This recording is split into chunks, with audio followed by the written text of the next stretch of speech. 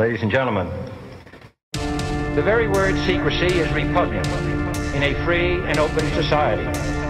And we are, as a people, inherently and historically opposed to secret societies, to secret oaths, and to secret proceedings. For we are opposed around the world by a monolithic and ruthless conspiracy that relies primarily on covert means for expanding its sphere of influence, on infiltration instead of invasion, on subversion instead of elections, on intimidation instead of free choice. It is a system which has conscripted vast human and material resources into the building of a tightly knit, highly efficient machine that combines military, diplomatic, intelligence, economic, scientific, and political operations. Its preparations are concealed, not published. Its mistakes are buried, not headlined. I am asking your help in the tremendous task of informing and alerting the American people, confident that with your help, man will be what he was born to be, free and independent. And that's that. We can stand up and fight and ride all day through the night. We can make this change right and see our hopes and our dreams come to fruition. It's time to unite as one, calling out to our founding fathers. This is our mission to make you Hello, everyone, and welcome to another episode of Humanity Awaken Radio. I am your host, Brian Bolin, and with me, as always, is my co-host, Phil McNamara. Hi, how are you? And on this episode, we're doing a special episode with a special guest, Chase Browning. Chase, say hi. Hi there. And we're picking up where we left off in our last episode, and we're going to get right into it. So this episode is going to be about past lives and the interjection of past lives between Phil and Chase. And according to Phil and Chase, I've been in some of their past lives as well. So I'm really interested to get into this. I'm going to be the moderator of today's discussion. And let's get right into it. Without further ado, Phil, why don't you start us off? Oh, okay. All right. So, I met both of these gentlemen at different times in my life, and I'm 50 years old, and Brian is in his late 20s, and Chase is in his early 20s, and there's no reason for us to have met other than the fact that I believe that the sweeping currents of time sort of bring us all together after we've passed away. I'll start out with my first meeting with Chase was at a party. And we were sitting across a fire pit from each other, and we didn't see each other right at first, but we looked up at each other and instantly knew each other. It was unbelievable. I have that experience several times in my life with people who I know. I actually had the same experience with Brian when I met him. I met him at a coffee shop, actually, and I was on a job interview, and we met and instantly connected, and it wasn't just like a regular connection. It was like, oh, there you are. I've been looking for you in this life, and here you are. And for me, it was a very odd set of synchronistic events, and I mean, Phil tells it very simply, but for me, I was basically what happened is I hold the door open for this very kind gentleman, and unknowing that it was Phil at the time. And then I'm smoking my cigarette outside, and then I proceed to see, by the way, I don't smoke anymore, just so everyone knows, but at the time I was smoking a cigarette, and then I proceed to see the same gentleman walking across the street towards the door that I had just held open for the person who I thought was the same person. And this shocked me because 2 minutes had passed during this. I was convinced he was wearing different clothes too. So I thought that I had seen this kind gentleman's doppelganger, a literal doppelganger, and still to this day I kind of think that that's what happened. I'm not gonna lie, because it was just so weird, and it was just so strange. It was high strangeness at its best. And we begin to talk, and then Phil out of nowhere just pulls out the rabbit out of the hat. He's like, I believe that there are certain things that are thinner behind the veil. I've seen behind the curtain, and I want to see more. Yep. What? It was this like really wild conversation we had. I'm like, who the F is this guy? And the weird thing was I was on a job interview. That was the weird part of it. And from that moment forward, we have been friends, and it's been, what, now 6 years? No, actually, it's only been 4.5 years. Oh, come on. Really? It's been 4.5 years, yeah. It feels like it's been a lot longer. It does than feel that. longer, yeah. Wow, that's weird. I want to ask you real quick when you Okay. saw Chase, because I'm intrigued in the way that you said that with Chase, because I'm just going to go out on a limb, and it seems like you guys have known each other in more previous past lives because of the connection that you were talking about. Okay.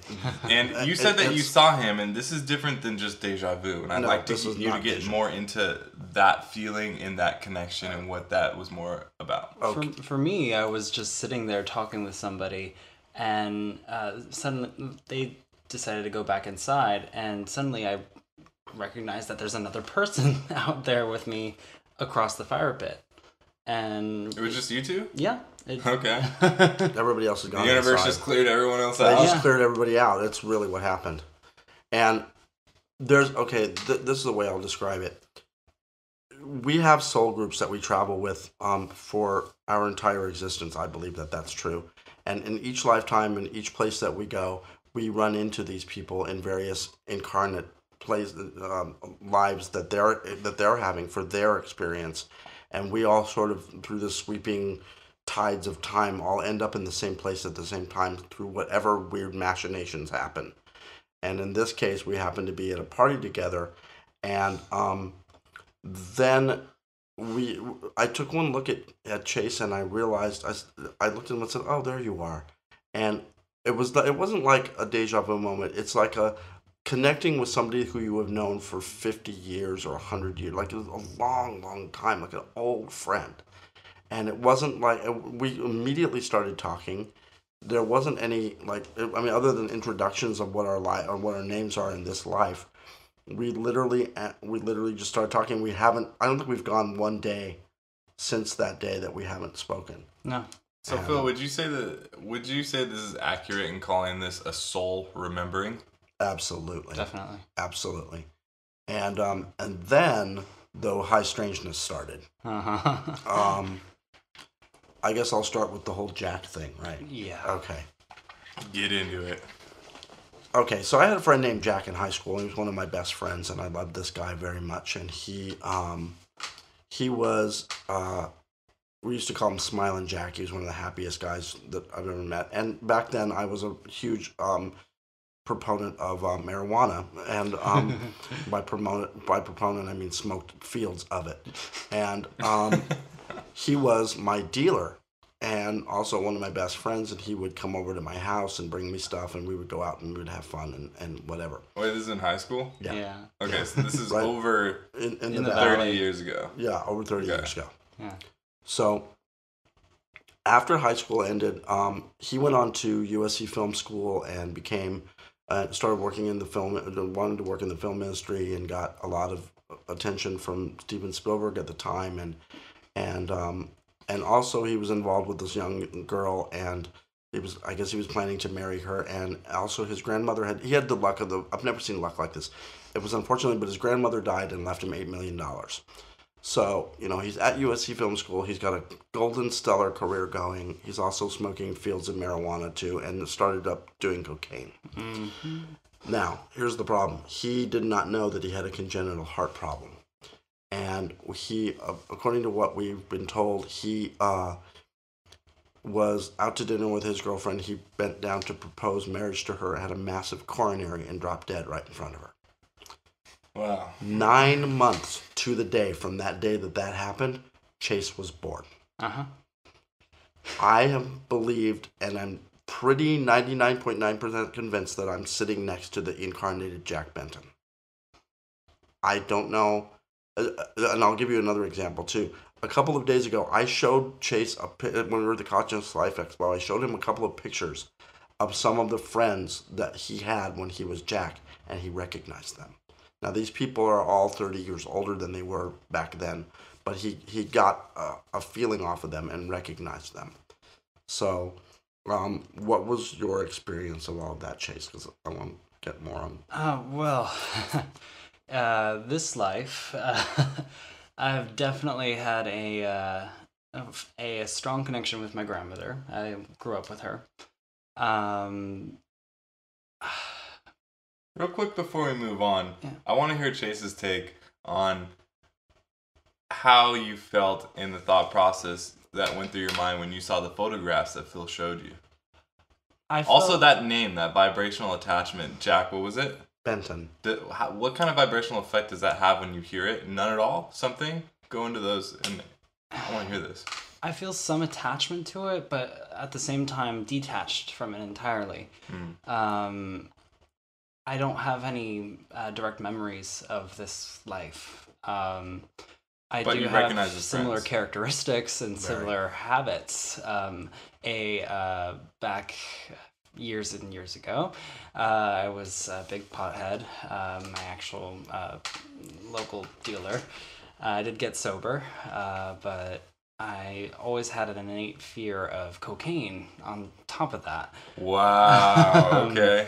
I did try it a couple times for a week, and I was deathly afraid of it. I knew that if I kept using it, I would get so hooked I'd kill myself. Before I forget, I want to also, if this hits anything intuitionally, I know that we've all had our own UFO experiences or UFO dreams. And before I forget this, in the context I want to say it, I do know that some of UFO alien abduction, the phenomenon, has to do with abductions throughout past lives. Mm-hmm. So if you guys could speak to that later on, once we cover kind of the groundwork, I would love to hear about that. Okay. All right. Here's the weird thing. Chase and I live a block away from each other. Not only do we live a block away from each other, but our addresses are very similar. Mm-hmm. We live not too far away from where we lived when we were in high school, and I was Phil and he was Jack. So we're almost, it's a very strange sensation to be almost in that situation again. And I don't think that's a coincidence at all. I don't either. I actually used to be I used to avoid the valley like plague. Ironically, Jack hated it too. Did he? Yeah, he did. And here's the other weird thing, and it's not just this life. Chase and I have decided, I've figured out that we have been pretty much every combination of people that you can be in any lifetimes. In relation to each other. In relationship to each other. And this is actually very common in soul groups. Like, for example, someone who was a lover in one life might be in that next life that person's mother or father, or a sibling, or a child. And that's just how it works. The soul group has no female or male attachment. And also, too, it's very important to understand that we go through these different lives, not just aimlessly, with no purpose. Nope. This all has to do with karma. Right. And once our karma is intact and right, and, we're on that right path, and we're learning from our past mistakes, like all these past lives build up karma for the next life, for another chance to alleviate that karma. And once that karma has been alleviated to a certain point, you are then ready to graduate to the next phase of existence, whatever that might be, possible a dimension shift or a density shift. Right. Also, for me, if I were to drop dead today, I would want to come back right away. Okay. I love life. I love every facet of it. I'm fascinated by people, history, everything. It's not surprising that if I were Jack, that the minute I dropped dead, I'd want to come right back and find Phil again, because we were fast friends. Yep. So that's interesting. So this brings up another topic of interest where I wonder if soul groups, soul families have a need and yearning to ascend to the next level together. Absolutely, they do. Phil, please speak on that. I think it's very important to remember that too. And a soul family can be, we could be talking thousands of different souls, not just a few. We could be talking thousands, and even up to and including millions, that everybody's having a similar shared experience at the same time in a same lifetime. And I really believe that we all travel together. We've traveled together for millennia and eons, and we've all been everything to each other on different planets and different existences. We've been, like Brian said, male and female, it doesn't matter. And we all have this, it's not like a family connection. It's deeper than that. It's like you're part of the same thing. It's like quantum entanglement to me. Yeah. Okay. Like whatever affects the other always affects me. If Phil's going through something or I'm going through something, the respective other always picks up on it. If we're thinking about calling them or been thinking about them in depth, we immediately contact one another. I want to ask you guys both a question because this is something that's been very interesting to me as far as the Wanderer phenomenon, basically being like an ET soul. Not necessarily a starseed, but a ET soul, like the Wanderer. And also, too, can you be an ascent? So basically, an ET soul could also mean, too, that you've ascended and you're coming back during this time to help with the ascension process. Do Wanderers feel the need to come back if they've ascended too early before their soul group? And you guys can kind of see where I'm going with this question, and I just want to hear you guys' feedback on it. Yeah, I've had dreams of being taken aboard of a ship, actually, of very fair, gorgeous, tall, blonde people, telling me that I'm here to help awaken people and help bring out a message of love and understanding, that I'm part of their family and that I'm being brought here on a mission, not just for pleasure or for karmic development, but to move the consciousness of everybody around me forward, at least get the conversation started to get the ball rolling. I love that you brought this up. And this has been my first time ever being able to talk to someone who's had an experience with one of these, beautiful blonde-haired beings. And I've always wanted to ask someone who's been in contact with them these 3 questions. Do you feel, now that we have Corey Good's testimony, and I believe you were at Friday night when he was talking about this, that some of those beings are either the Nordics, the Pleiadian beings, some are either the Inner Earth Agarthan beings, Right. or some, from what Corey's saying now, are actually Nazis running around looking like they're posing as these beings. Right. And he says something extremely fascinating, that the Billy Meyer Simyase ET that was visiting him, when he was shown pictures of slides of what the being looked like, somebody threw in a slide of Maria Orsich, who was the leader of the Vril Society, the Nazi channeling group, and Billy Meyer said, "I'm getting chills just saying it." He said, "No, that's Simyase.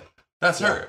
Yeah. Like, that blew my freaking mind. Yeah, me too. I've never heard that before. So, I'm just freaking out just saying it. So many chills. I wanted to pose that to you and ask yourself, intuitionally, what group of these 3 beings that we know of do you think you had this contact with?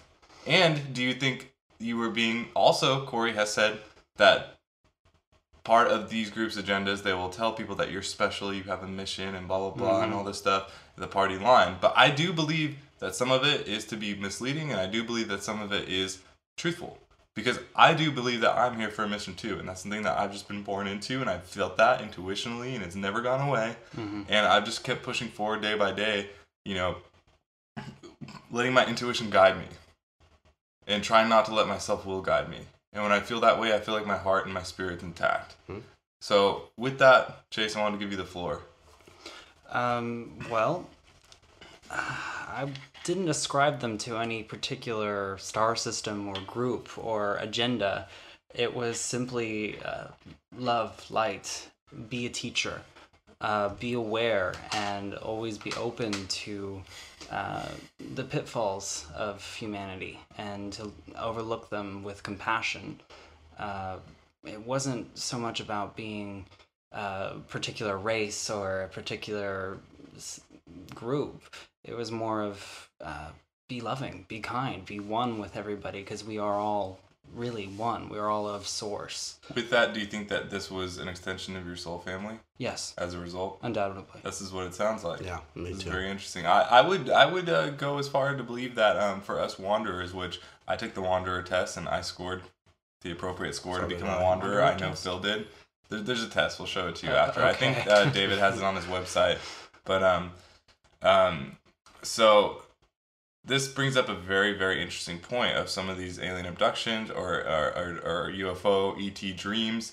If we look at it as freaky and we don't know, or are we just not remembering that these people are part of our soul group and they're coming back to help our soul family? Here's one of the things that I've sort of pieced together. That and this is just, I'm going to talk about this because it's a near-death kind of experience that people have talked about. When you pass away, what's been told to many, many people who deal with near death is that there's the tunnel. You go through, you meet your soul family, the people that have passed away, the people that are that have been long gone but are still part of your family, and you do a life review. And after you do the life review, then you go back and do the life review again, but this time you get to experience how you affected everybody in your life. Wait, did I tell you this, or is this something No, that I you... read this. This is how I understand it, too. Word for word. No, I saw this on one of the George Norrie shows on Gaia TV with, I want to say his name is Banyan or Danyan. Daniel Brinkley? No, it's Danyan. Daniel Brinkley. Is that what it is? That's his last Danyan name. Brinkley? Yeah, he's the only Okay, Daniel that's in the the name it is field. then. Yeah, and he did he does several shows on this, and when I heard that, it literally hit me in the back of the head like a gong. It's the intuition where you feel like you're remembering. Right. It's that kind of intuition. And so That's how I felt too when I heard it.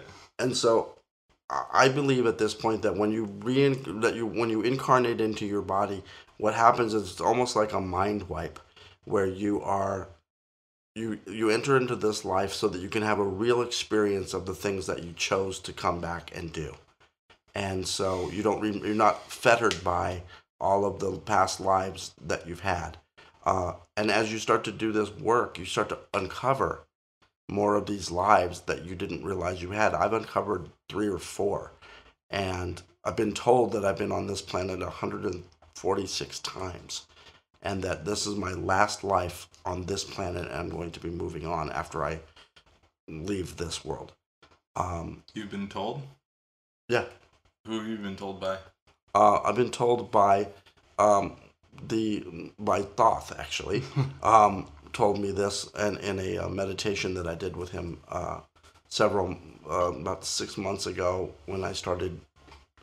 He started sort of appearing in my meditations. I want to make it clear too that this sounds so wild. And when I know first it heard does. this from Phil after a couple of years of knowing him, and he told me this, I was like, I don't know how to take this in, but knowing Phil the way I do now over the course of the couple of years and hearing him talk about this, it slowly started to make more sense. Not to mention that Thoth is supposedly supposed to be a bird-type being, and we have all of a sudden these disclosure of the blue avians, and this was before Corey Good came forward. Yeah, and this is why, just another reason why I love Phil and I just let him. We have this trust where he knows he can talk to me about these things, and I'm not going to judge him. And I feel honored to know that he's had this experience. And we talked about this last week or a couple days ago about where I asked you, would you consider this a channeling? And you said no. No. And you said, I said, would you consider this a download? And you said no. And you described it more as an intervention. It's more of it's an intervention. Or interjection. Interjection. It's an experiencing. It's like being tapped on the shoulder at a party by somebody who you admire and have them actually say something to you. Except you're in a deep state of meditation. But you're in a deep state of meditation. And so that's definitely one of the things that I've been told. And I'm just going to go quickly into, I just want to finish up with this situation with Chase and I. We have another lifetime together that took place at the turn of the century in the 20th century, around the 1910s, 1912, in there, the memory that I have of it is that the two of us are sitting on a stoop and the staircase on a brownstone, and we're either somewhere on the East Coast. We're thinking either New York or possibly Baltimore. We look like newsies. That's the only way to describe what we look like. We have those little caps on, and we have the traditional suspenders with the little wool pants on, and that's what we look like. And we're both little boys. And then here's where it gets weird. The rest of that channeling that experience sort of turned into around the 1926, 27 era. And this is where Brian comes into the picture. Wait. So I'm in the story with you and Chase. Yes. Later on. And just to make clear too, are you being told this from Thoth, or is this something you're just remembering in a state of meditation? This is something that I remembered when I was having a Reiki healing. Okay, I want to make sure we're just very specific about how all this is happening. And, please continue. I'm very intrigued now. So, we're standing, and then I'll give you the exact image in my head when I was doing this. We're in an Art Deco room. It's got high ceilings. It's got that Art Deco sort of feel to it. You can see the plants. I can see the mirrored. It looks like a mirrored fireplace of some variety. It's a beautiful room. There's all these like high back chairs. We're all wearing tuxedos. I'm assuming it's a big business kind of a deal. We are now businessmen. This is the same lifetime. And this is now, 16 years later. And we're actually in a room and we're talking to you. To me, Brian. To you, Brian. Now, do we look the same and have similar facial features? Or like, Chase is shaking his head saying no. You remember this, Chase? I was not the way I look now. I was actually, I had brown hair, and sort of brown eyes, and I was a lot taller than I am now, and thinner. And I remember because I looked like something out of a movie. I'll be honest. I look like a movie star. But okay, but was it long brown hair? No, nobody wore their hair long back then. Okay, wait. Sorry, what year was this again? 27. Okay. So this is right before right before the crash. Okay.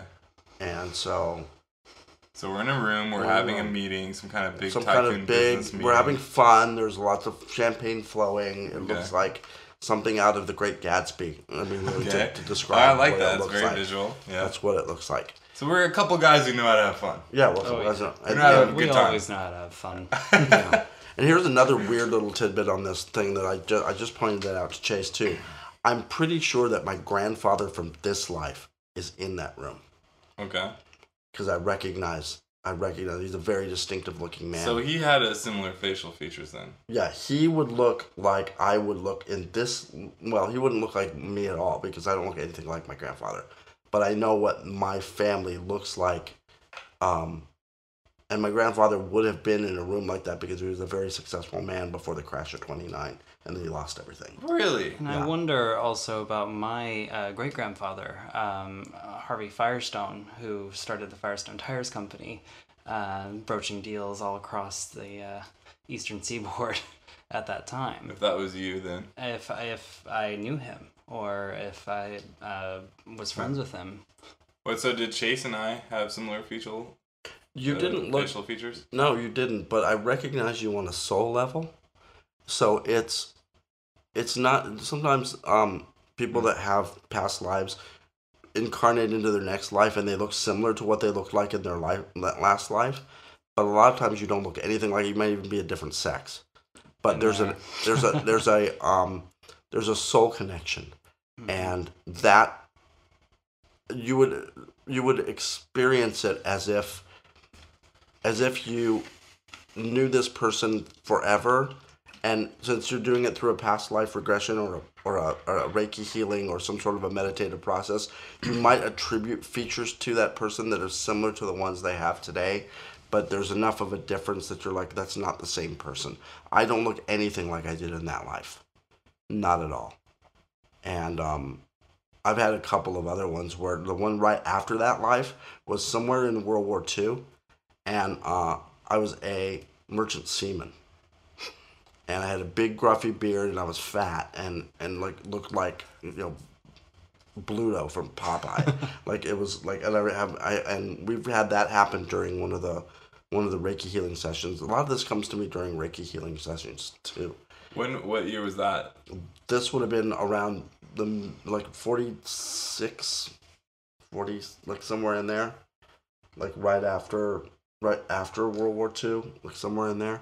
Okay, well, so this lends to think that if our lives go in succession of our birth and death, then you must have died extremely soon in that life after to be the age you're describing in the 40s. Right. Have you ever thought about that? Yes. And like very soon after that meeting. And this is the thing that's interesting is that the life of a merchant seaman was not very good.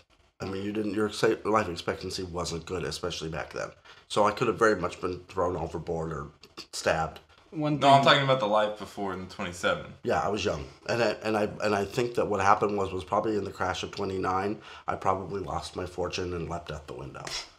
Wow, that would make sense. Very soon after. Okay. Yeah. One thing I've always subscribed to with my lifetimes is I tend to die young, at least under 30, which kind of worries me because I'm 24 now. One lifetime that has deeply affected this lifetime. Hey man, part of karma is breaking that cycle. True. One lifetime that has deeply affected this lifetime has been my English incarnation as a woman back in the 1800s. I don't really know when exactly, but I was debutante, well placed in society. Okay. I had to keep appearances and follow a lot of rules. I lived alone with my mother, although I was having a... This is freaking me out. It's like you're talking about this. Yeah, it happened yesterday. Real quick, how do you remember your past lives? Phil said he remembers through Reiki or meditation. How is it for you? I've come to remember them over the years growing up. In what way? It's just through... growing up, they hit me either all at once or... just in your own memory or dreams? Yeah, it wasn't through meditation or through Reiki or past life regressions or anything like that. That intuitive empath in you. Possibly. What it is. Possibly. All right, so keep going in the story. Well, I was having a little bit of a premarital affair Okay. at the time that my mother very much warned me about. How old were you in this? 17. Okay. So you had the corset and everything. Oh, yeah. Okay. Which I hated like nothing else. They're terrible, apparently, to wear those. They hurt. And I know that from experience of this life. Anyway, I remember always being at odds with my mother because she wanted me to be the proper woman to be married into a proper family. I didn't care about that. And I didn't care about the church of its bindings against women. I was very much of a free spirit, as I usually am. Stealing my mother's private liquor supply and going out dancing naked in the woods with my girlfriends.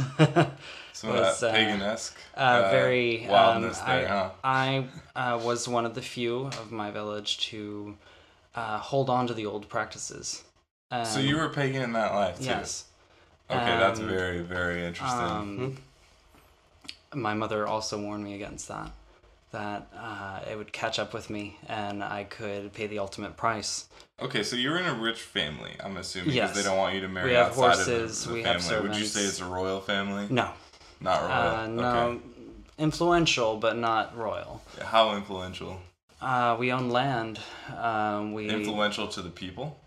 To our local community, yes. Okay. I was trying to get a picture of it because, I mean, a lot of people who have involvement in these secret space program activities usually have family members or lineage that are either royal or directly related to the Illuminati or Freemasonry. I mean, I myself have lineage to Anne Boleyn. Who was it King James or King Henry, right? King Henry's wife. King Henry's wife. And the movie was made about it. The Anne Boleyn girl. My name was originally Boleyn, and somewhere over the course of time, it was changed to Bolden. And so also, if you do your research, I mean, like that lineage, that bloodline, is part of that Illuminati bloodline. I don't know. And I'm not saying I'm in the Illuminati by saying that. No. I'm saying that I have half or a quarter, whatever it is, of that royal blood.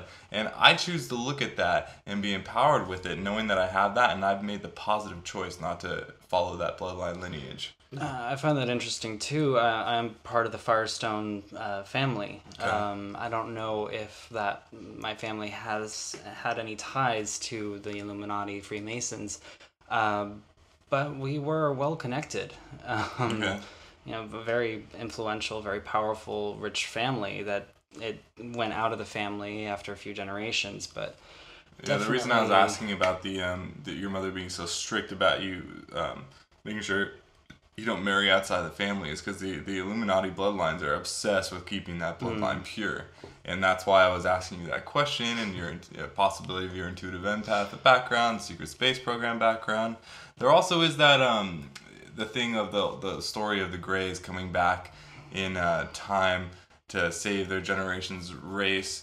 I really do think that there's a race of Greys out there that is the Illuminati from the future, and they're coming back to grab some of that genetic material of people with the RH negative blood type. Very possible. And that could possibly be the blood type of the elites. Possibly. Of the Illuminati bloodline.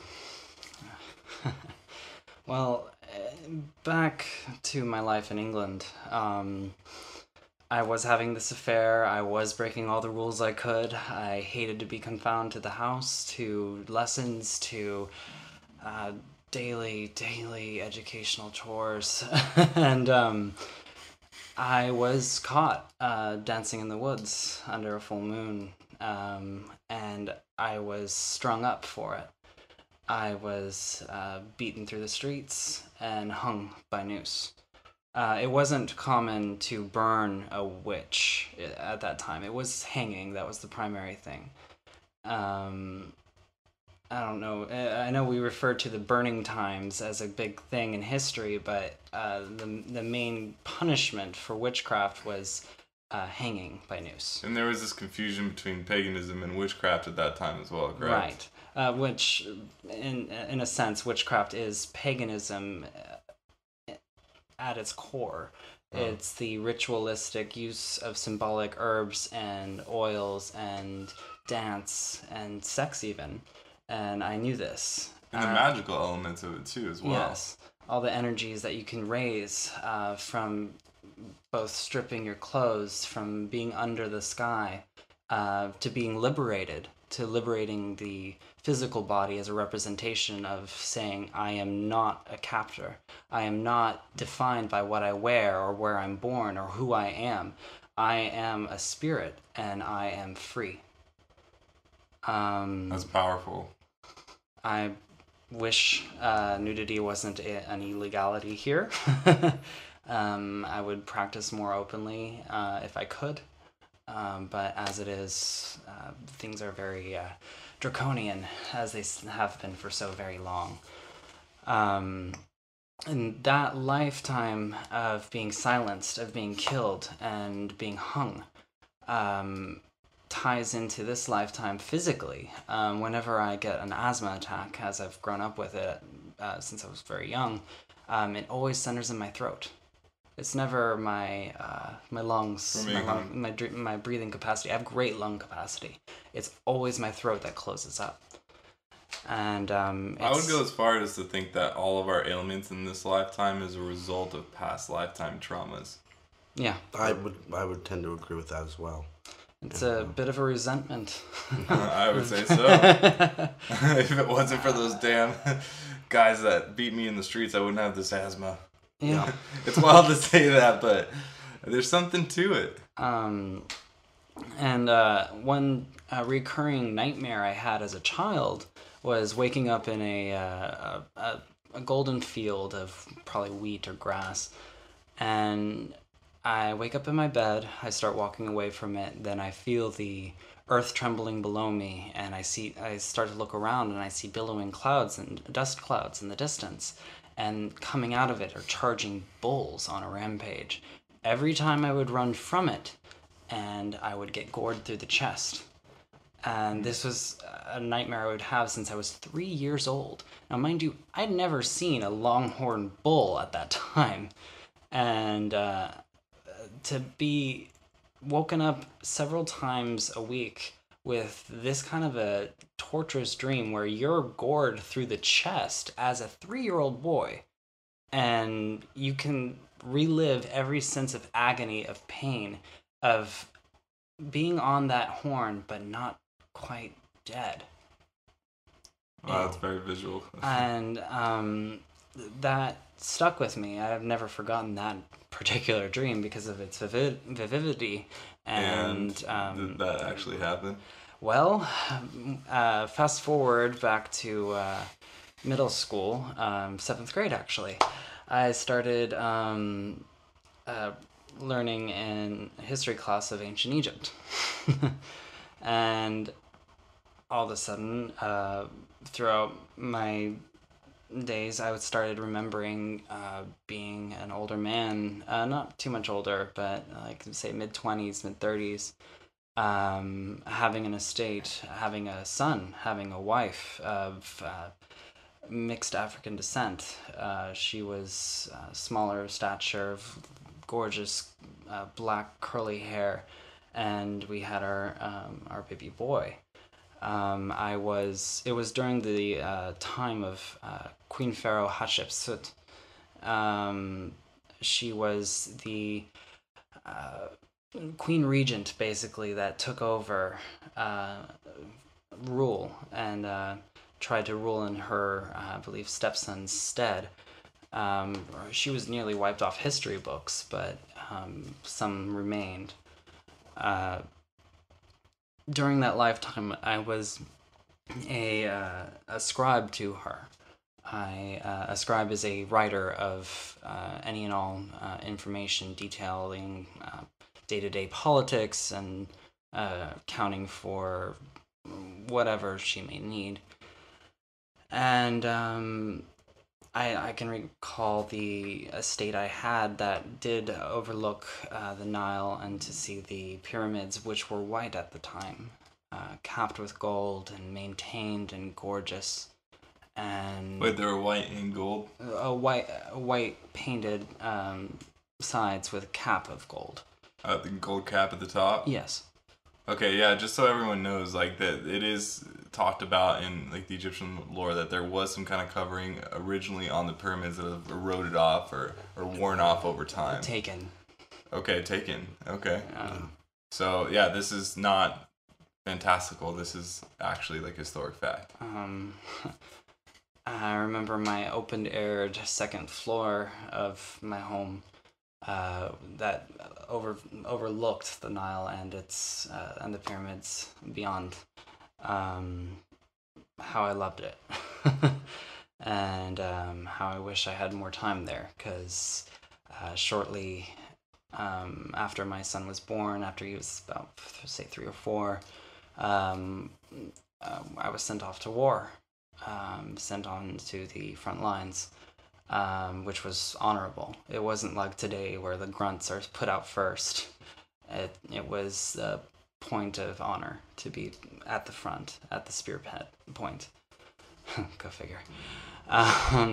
Which in that war I was speared, lanced actually through the chest. And, so not run down by bulls then? No. But it was something similar. But I was. So your mind's trying to recreate that event in present day and in terms that you could understand at that time. Yeah. It's very interesting. I mean, as a 3-year-old, you can't put into context of being in a war and being speared through the chest, having a wife and a son, and having a position of, well, honor to be working directly with the Queen Pharaoh. And this is so standard in people with past life remembering of having these kind of wild stories of, you know, they're experiencing their deaths and remembering that in the way that they do. And there's cases of, you know, there's this man, this woman, and the woman's always so afraid that her husband's always gonna stab her in the back. And then she goes and does regression hypnosis to past lives and finds that in many past lives that she was with this like psychopath who always stabbed her in the back each life. And so crazy stuff like that comes up, and it's not just a crazy irrational fear as modern science or modern doctors would describe it today. This is an energetic holding on us on a soul level, and these things do not get nullified until they are figured out. And Chase, I definitely want to say to you, I would go as far as to think that you probably have even more deaths of this occurring with you under 30 in your past lives, correct? Yeah. And we could probably spend, you know, multiple hours talking about it. So I want to say to you, you know, like something that's very key that, you know, I've learned from researching other people with past lives and breaking that cycle of karma, because this is really what this is all about when we're getting into past lives, is, you know, for you to break that karmic cycle of you dying before 30, which I think just by you having conscious recollection of it right now is you're on that path 100%,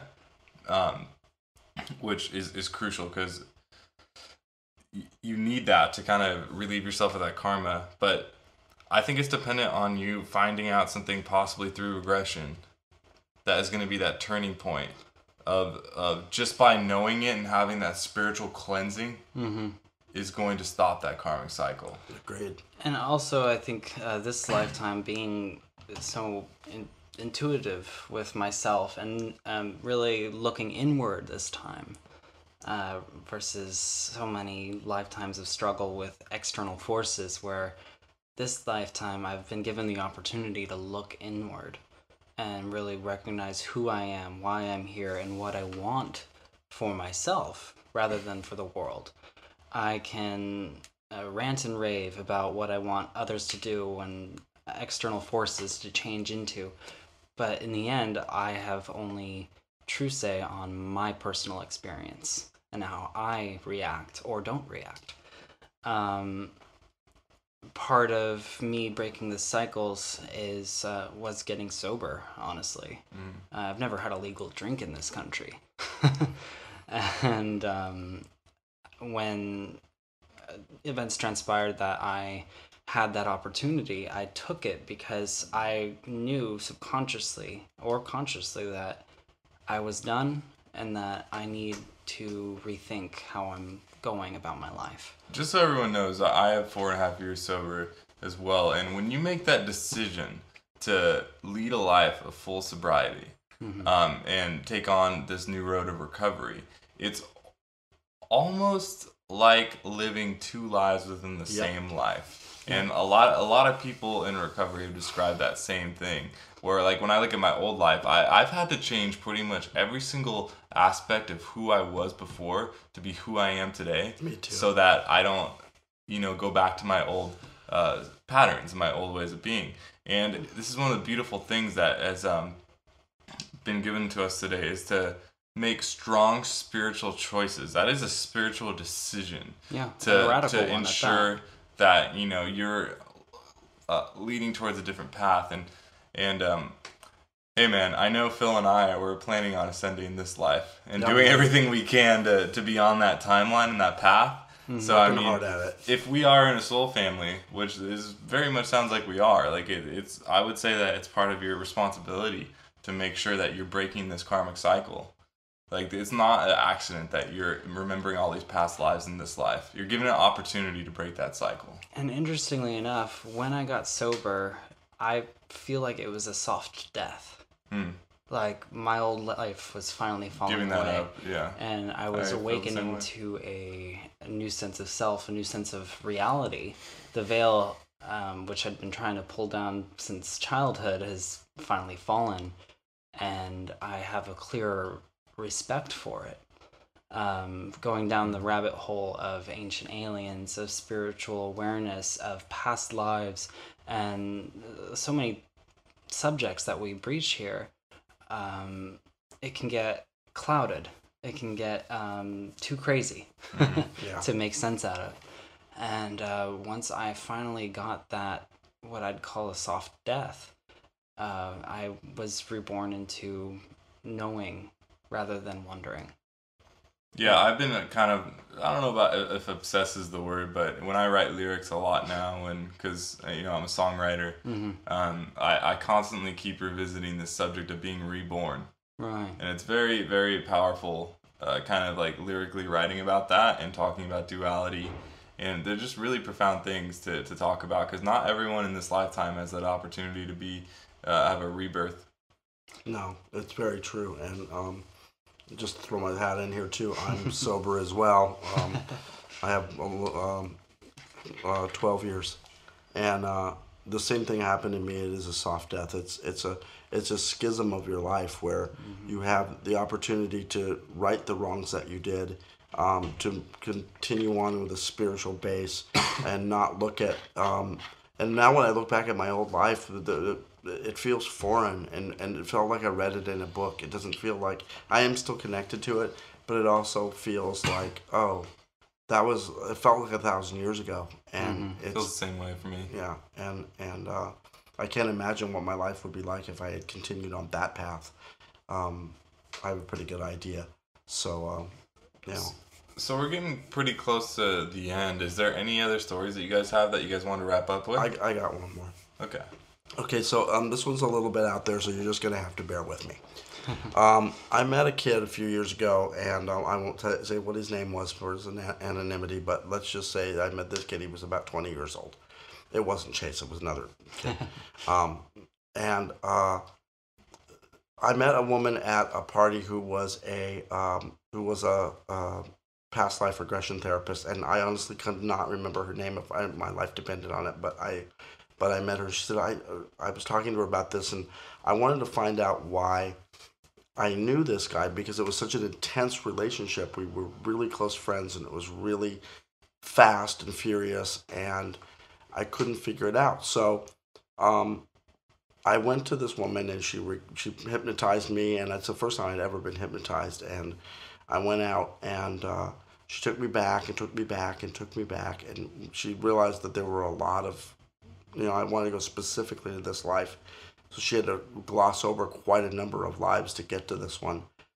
But I put this kid's image in my mind, and she started to talk to me, and I realized that at who I was in that lifetime, it was an Atlantean lifetime. I was the priest to the king of Atlantis. They had they had a hierarchy of a king, and then they had a priest who was the second in command of the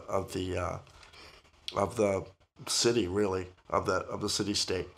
And the kid that I'd been taking care of was the king's son, and my job was to take care of this kid. And every time we were walking along these beautiful gold inlaid white brick paths, and it was right around the time of the cataclysm of the end of Atlantis, and there was an earthquake, and when she told me, took me back to this, there were tears coming out of my eyes apparently, and I reached out with my hand to grab this kid, and he slipped from my grasp and fell down and died. And what she told me after I came out of it was, you spent your entire life, all of your lifetimes, chasing. He shows up in your life in some capacity as something. And you spent the last 50,000 years from one or two different lifetimes trying to find and capture this kid and save him. And in whatever capacity that comes to you. And it's weird because I work with a lot of young addicts.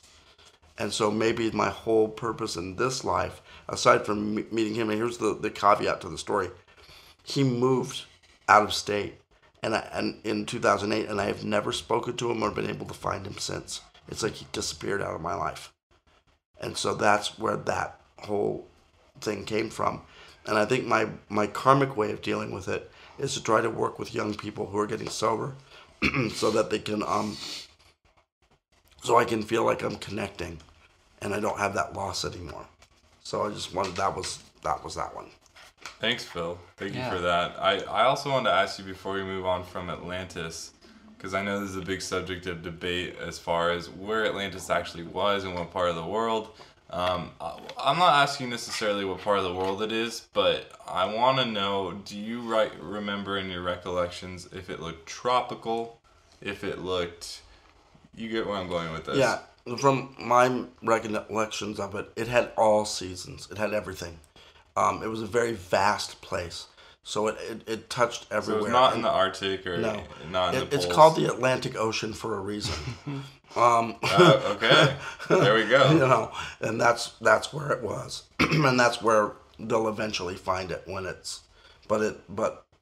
It was several cities. It was a vast area and many people, and that's why you see similar technology on both sides of the Atlantic Ocean around the same time.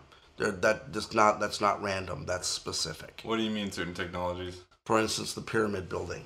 Okay. It's really highly unlikely that the people in the southern part in South America came up with the same idea to build pyramids at the same time that the people in Egypt came up to build pyramids, and the people in China and the people in what was Europe or Gaul or all of these different areas. They're finding pyramids everywhere. They're finding them on the seafloor in China, in Tibet, everywhere. This is not a random thing.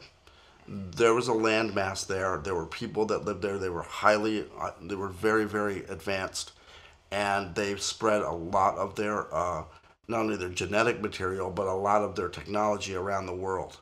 And that's something that's been hidden from us and kept from us.